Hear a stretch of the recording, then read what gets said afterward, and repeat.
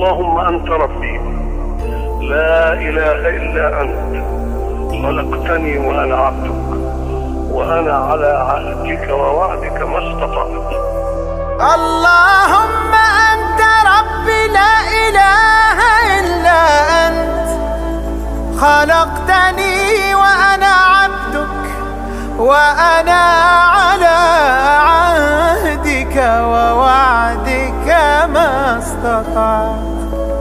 أعوذ بك من شر ما صنعت، أبوء لك بنعمتك علي وأبوء بذنبي فاغفر لي، فإنه لا يغفر الذنوب إلا أنت.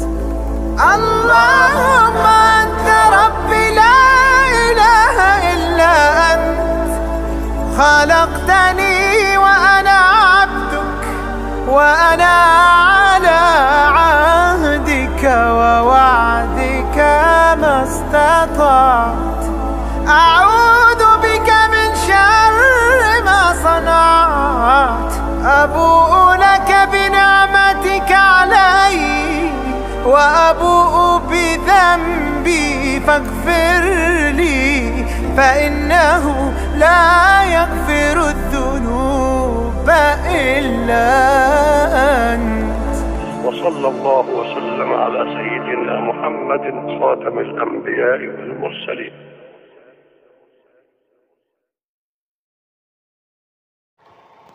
السلام عليكم ورحمة الله وبركاته. ازيكم يا حبايبي، عاملين ايه؟ يا رب دايما تكونوا بخير يا رب وفي احسن حال. جيت لكم النهاردة فيديو جديد ان شاء الله يعجبكم. واول ما نبدأ الفيديو كده لازم نصلي على النبي كده يا جماعة من قلبنا، ونصلي على النبي في الكومنتات. اللهم صل وسلم وبارك على سيدنا محمد وعلى آله واصحابه اجمعين. لو لسه بتتفرج على الفيديو جديد ما تنسيش تحط اللايك والاشتراك في القناة. النهاردة هنعمل كشري مصري اصيل، يعني بص ده محبوب الجماهير بصراحة، وانا بحبه قوي، يعني بحب اعمله في البيت. كنت الاول بحب اكله من بره، ولكن لا بحب اعمله في البيت دلوقتي.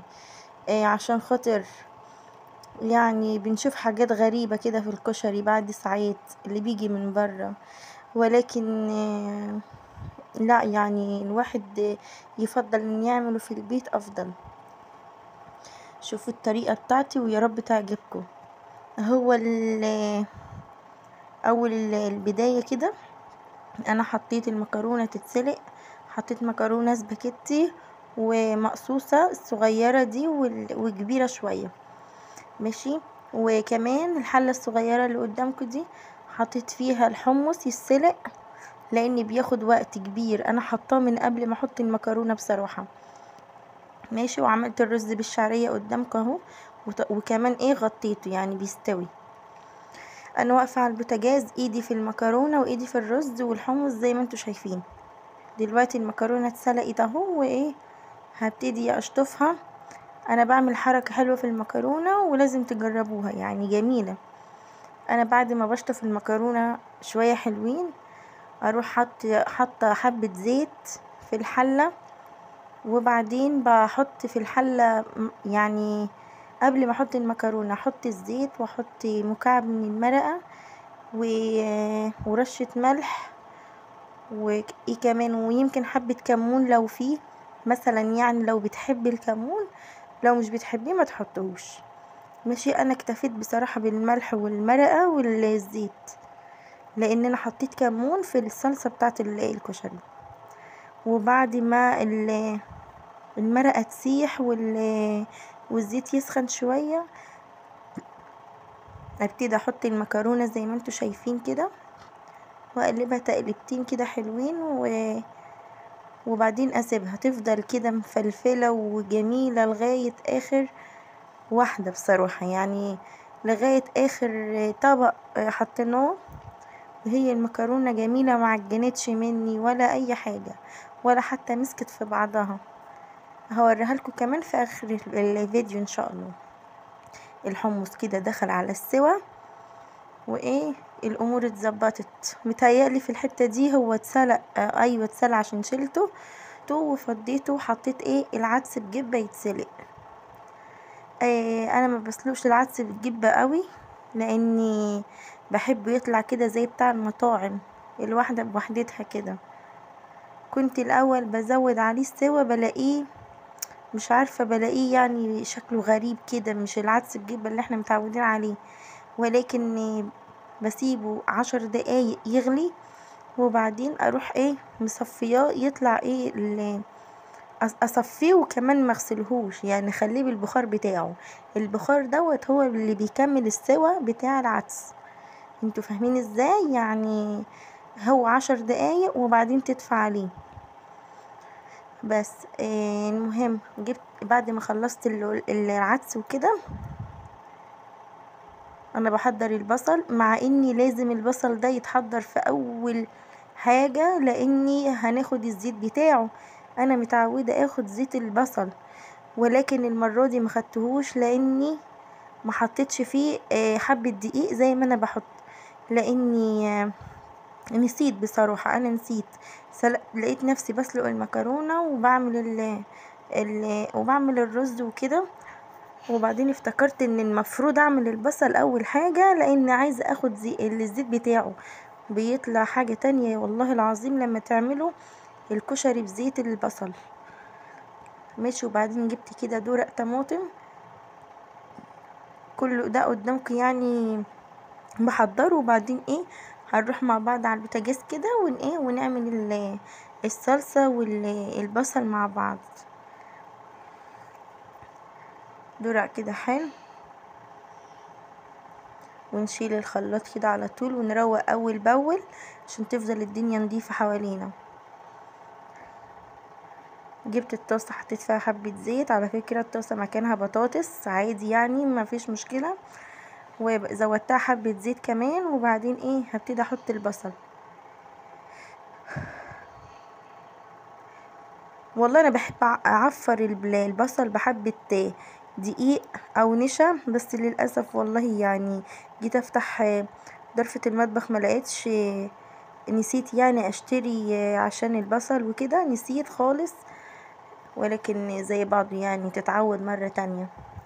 مش هنقف، الدنيا ما تقفش على حاجة يا جماعة، ما نقفش على اي حاجة، لازم الدنيا تمشي كده. يلا اللي لسه ما بيتفرج جديد ما ينساش يحط اللايك والاشتراك في القناة. بحبكم في الله يا حبايب قلبي. انا كده ايه حطيت الحلة عشان تسخن شوية عشان احط فيها الزيت، واحط كده ايه قطعت بصلاية صغيرة خالص، يعني لاني بعمل الصلصة ببصل وتوم. ماشي. كنت في الاول بعملها بتوم بس. انا كده باخد ايه حبة من زيت البصل قدامك اهو. انا حطيت البصل اتحمر بس الكاميرا ما جابتهوش، فصلت للاسف. انا ديني بحمر في البصل اهو، حطيت معلقه توم مفرومين. ماشي. وبعدين ايه بشوحهم كده شويه، ما بخليهمش يتحمروا التوم يعني. ماشي. وبعدين ايه بحط درق الطماطم عليه واسيبهم يتسبكوا مع بعض. انا بقى دلوقتي هعمل حركه حلوه، هاخد من الزيت واحط على المكرونه اللي انا ما خدتش. يعني في الاول انا حطيت زيت عادي، ولكن لا انا بحب زيت الكشري بصراحة. قلت ايه احط كده معلقتين 3 من الزيت على المكرونة عشان تاخد من طعم البصل. وفعلا عمل يعني فعلا الطعم كان كده. المكرونة واخدة من طعم الزيت بتاع البصل وكده. انا ملحت الصلصة كده بمرقة وايه كمان وملح وفلفل اسود وبهارات، يعني 7 بهارات وكده. خلصنا الصلصة. شايفين يا جماعة؟ على فكرة الكشري ما بياخدش معايا وقت خالص والله. انا مش عارفة، في ستات بتمل جامد بسبب العمايل الكشري وبسبب الحلل الكتيرة، ولكن هو بصراحة شيء ممتع. يعني بصراحة انا بحب الكشري قوي وبحب اعمله كمان، يعني ما بياخدش في ايدي والله. يعني يعني نص ساعة بالكتير اكون مخلصة كل حاجة، وممكن اقل والله. انا كده بعمل التوم. انا بحب اعمل التوم في اسمه ايه ده، الهون، زي ما انتوا شايفين اهو. حطيت قرن فلفل وتوم مفروم وكمون وملح وما تستغربوش من المرقه اللي انا بحطها في الخل، اقسم بالله بيبقى طعمه جميل. عندي انا بنحب احنا الطريقه دي، بتبقى مديه للخل طعم جامد بصراحه يعني. انا ما بكتفيش بكده يعني. انا حطيت الخل، انا لسه مشتريه الازازه دي جديد، ولكن ما عجبنيش ان الخل يعني الخل بتاعها مش قوي، فاهمين؟ لا، لقيته مش قوي كده. حتى انا في المعتاد انا بحط خل لما بيكون خام وبزوده بحبه ميه. المره دي زي ما انتوا شايفين انا مزودتش ميه خالص، لان انا اكتفيت بطعمه كده يعني، حبيت طعمه كده يعني، ما زودتش الميه. شفت الخل اللي انا عملته دلوقتي بالثوم والفلفل الاخضر المدقوق وكله. هجيب طاسه واخد من زيت البصل، اخلي الزيت يسخن شويه، اروح جايبه الخل اللي انا عملته بالثوم والفلفل ده، اروح حاطاه في الطاسه، واروح احط مكعب من المرقه يغلي كده غلوتين مش كتير يعني، وبعدين افصل عليه. عشان الغرض من التسخين عشان خاطر المرقه تسيح مش اكتر، ولكن في النهايه والله النتيجه بتبقى فظيعه.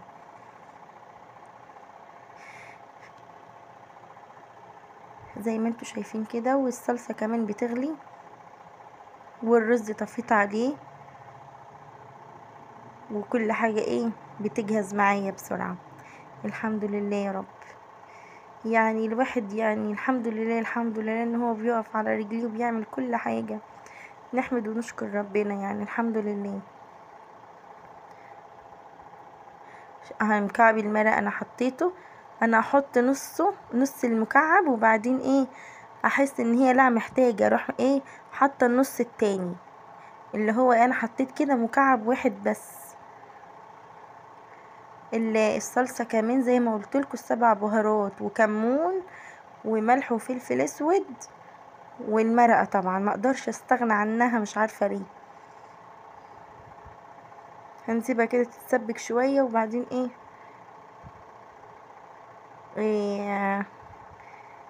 لغايه يعني ما تتسبك وكده بتبقى حلوه، لكن ما بسيبهاش كده يعني، لازم اسبكها شويه عشان تبقى جميله للكشري. يا رب الفيديو بتاعنا النهارده يعجبكم يا حبايبي. والله النتيجه في الاخر بتبقى جميله يعني. انصحكم يعني محدش يشتري كشري من بره، لان مش عارفين هم عاملينه ازاي ولا ايه الجوده بتاعته، احنا مش عارفين بصراحه. الاكل اللي في البيت انت بتعمليه بايدك وبتبقي مستريحه ومطمنه. اهو دلوقتي الخل قدامكم شايفين شكله عامل ازاي، والله كان طعمه فظيع بصراحه، هو اللي بيحلي الكشري سبحان الله. يعني انا عن نفسي اجي اكل الكشري كده من غير خل، لا ما لهوش لازمه. معلقه الخل هي اللي بتفرق، او الدقه زي ما بتقولوا. وادي الرز كده جهز برضو، والحمد لله خلصنا كده. رصة الطبق بقى، انتوا بقى بتحطوا المكرونة من تحت ولا الرز؟